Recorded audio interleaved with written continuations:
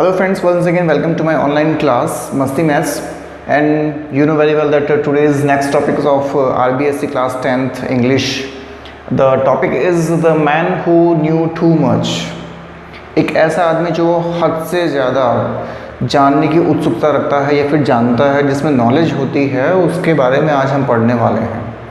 हालांकि ये बहुत थोड़ा सा जैसे उसको बोलते हैं कॉमेडी टाइप में एक चैप्टर है और बहुत ज़्यादा सीरियस वाला भी चैप्टर जिसको बोल सकते हैं।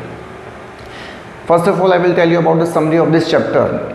ठीक है, ये चैप्टर एक ऐसे पर्सन पे, ये एक ऐसे पर्सन के चारों तरफ घूम रहा होता है जो बहुत ज़्यादा बोलता है, हर चीज़ में टोकना, हर चीज़ की कमी निकालना, हर चीज़ को सही करना वगैरह वगैरह। ऐसा एक पर्सन यहाँ पे बता रखा है जिसका नाम है प्राइवेट क्वेल्च। ठीक है, ये मान लो कि एक फौजी टाइप में जिसको ट्रेनिंग लेनी होती है, उस हिसाब से ये एक पर्सन है जो ट्रेनिंग लेने के लिए जाता है और हर किसी को, इवन अपने अफसर को भी, ये गलत चीज़ पर या वो जब कुछ कमी बताता है तो वो उसको टोक देता है और उसी चीज़ का इसको खामियाजा भुगतना पड़ता है, वो भी लास्ट में। ठीक है, तो ये चीज़ हम इसमें देखने वाले हैं। ठीक है, तो स्टार्ट करते हैं और chapter the man who knew too much. Okay, let's begin. तो देखिए, ये बात आती है, जो राइटर है वो कहता है, ये सारा का सारा जो मैटर है वो राइटर के द्वारा बताया रखा है यहाँ पे। वो क्या कहता है, देखिए, जो राइटर है वो कहता है कि वो एक ट्रेनिंग लेने के लिए गया था और वहाँ पर उसे मुलाकात हुई उसकी एक प्राइवेट क्वेल्च से, मतलब एक पर्सन जिसका नाम था प्राइवेट क्वेल्च, जो कि एक प्राइवेट अफसर था, मतलब अफसर भी नहीं, एक प्राइवेट फौजी था जो ट्रेनिंग लेने के लिए उनके साथ में गया था। वहाँ पर उसकी जो बॉडी बता रखी, बॉडी लैंग्वेज बता रखी है, उसमें बता रखा है कि वो बहुत एक थोड़ा सा काला सा था और उसकी जो स्किन थी बहुत ढीली सी थी, एक बड़ा सा चश्मा उसने लगा रखा था, और ऐसा वो पर्सन दिखने में था।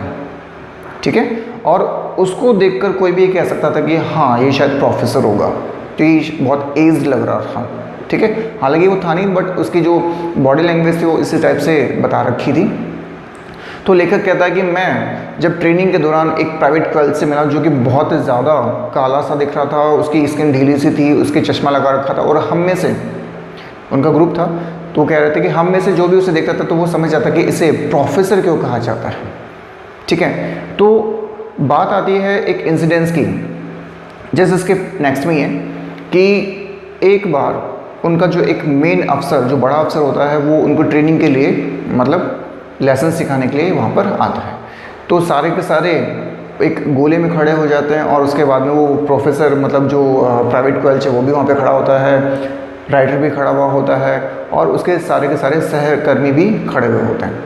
अब सामने से एक टर्नबुल नाम से एक सर्जेंट आए, मतलब उनके बड़े अफसर आए।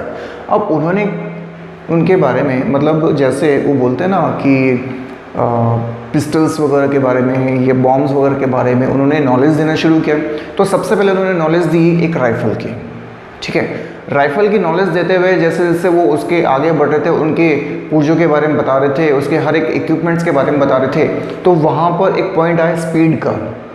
तो उन्होंने, मतलब अफसर जो था, उन्होंने कहा कि इस राइफ़ल के जो बैरल होती है, जो आगे की तरफ जो लगी हुई होती है, जिसमें से गोली निकलती है, उस गोली की स्पीड इस बैरल में 2000 फीट पर सेकेंड होती है। इतना उन्होंने कहा और इतने में ही पीछे से आवाज़ आती है। वो कहता है कि सर 2000 नहीं, 2440, मतलब 2440 फीट पर सेकंड होती है, 2000 नहीं होती। अब उसने उस अफसर को टोक दिया। उसने कहा बिल्कुल सही।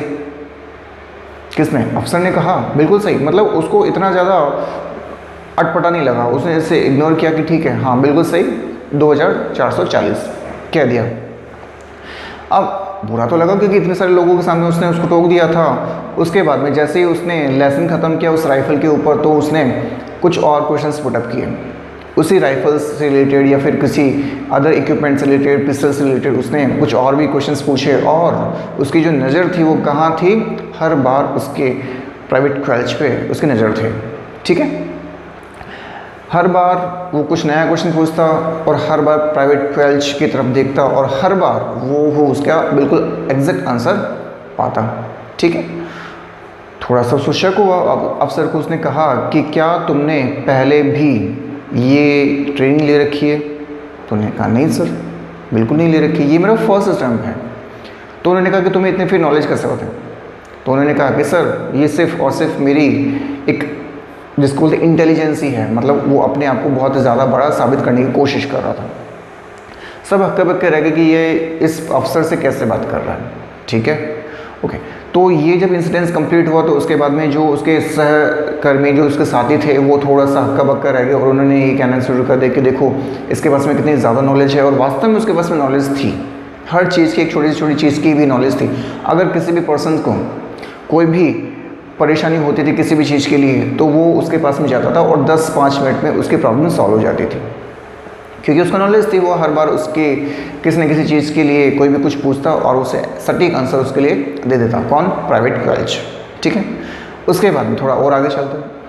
फिर ये जो हमारे राइटर हैं उनके साथ में थोड़े से और इंसिडेंट्स हुए। जैसे जब कोई गलती करता था तो फिर उनके जो ट्रेनिंग सेंटर था उनके चारों तरफ चक्कर भी लगाना पड़ता था। तो ये जो प्राइवेट क्वेल्स था वो बहुत ज़्यादा अग्रेसिव टाइप का भी था, तो बहुत ज़्यादा उत्साहित भी था, एंथुसियाज्म जिसको बोल सकते हैं वो भी था। मतलब उसको थकान नहीं होती थी। तो जब भी किसी को पनिशमेंट मिलती थी तो वो क्या करते थे, उस राउंड लगवाते थे उस अपने ट्रेनिंग सेंटर के चारों तरफ। तो वो बिना हताश हुए या फिर बिना थके उसके राउंड लगाता था और इवन ये तक के कहता कि क्यों ना एक सॉन्ग हो जाए। मतलब ऐसे सिचुएशन में भी उसको गाना याद आ रहा है, अच्छी बात है। ठीक है, और साथ ही साथ वो अपने जो सहयोगी है या फिर अपने जो मित्रगण हैं जिसको आप बोल सकते हो, फ्रेंड्स वगैरह, उनका ग्रुप जो था उसमें सारे के सारे पर्सन्स को वो क्या करता था, मोटिवेट करता था कि देखो देखो, अरे कुछ नहीं होता, चलो ये तो थोड़ी सी दूर है, ऐसे है वैसे वगैरह वगैरह, जो कुछ भी था वो सारा का सारा कौन कहता था, प्राइवेट क्वेल्च कहता था। और उन्हें मोटिवेट करते करते वो सारा का सारा वो काम कंप्लीट करवा लेता था। फिर नेक्स्ट डे क्या हुआ, नेक्स्ट डे अपने पास में एक हैपन होता है कि फिर से एक दूसरे दिन जस्ट नेक्स्ट डे वो होता है कि वो सब के सब कहाँ बैठे होते हैं, एक हरी सी घास पे बैठे होते हैं, धूप सेक रहे होते हैं। और इतने में ही फिर से वो अफसर आता है। अब अफसर आया तो वो अब आज था नेक्स्ट चैप्टर, पहले था राइफल का, अब है हमारे पास में बॉम्ब का। आज वो अफसर जो है उनको बॉम्ब के बारे में लेसन सिखाने के लिए आया था। अब सबके से फटाफट खड़े हो गए और वो भी खड़ा हो गया। कौन? प्राइवेट का, सबसे आगे जाके। ठीक है, मतलब भीड़ में खड़ा हो गया। अब जो अफसर था वो टर्न बुल, उनके पास में एक बिल्ली का बच्चा भी था, उनका पालतू बिल्ली का बच्चा जो कि जेब में रखता था, छोटा सा था। अब वो उसके बॉम्ब के जो लेसन पे था वो आगे बढ़ा तो उसने कहा कि क्या आप सभी जानते हैं कि इस बॉम्ब के ऊपर जो लेयर्स होती है वो क्यों होती है? क्योंकि ये अलग अलग जगहों पर फैल जाए। ठीक है, मतलब नुकसान जो है वो ज़्यादा जगहों पर कर सके। इतने में ही फिर से प्राइवेट क्वेल्च जो है वो अपनी नॉलेज दिखाने के लिए हाथ ऊपर करके वो बोलता है कि सर 44। तो उन्होंने कहा कि 44? किसने बोला? कौन था? प्राइवेट क्वेल्च था। उसने कहा सर 44 ये पार्ट्स में डिस्ट्रैक्ट हो जाता है और उसके बाद में ये डिस्ट्रॉय करता है। उसने कहा बिल्कुल सही।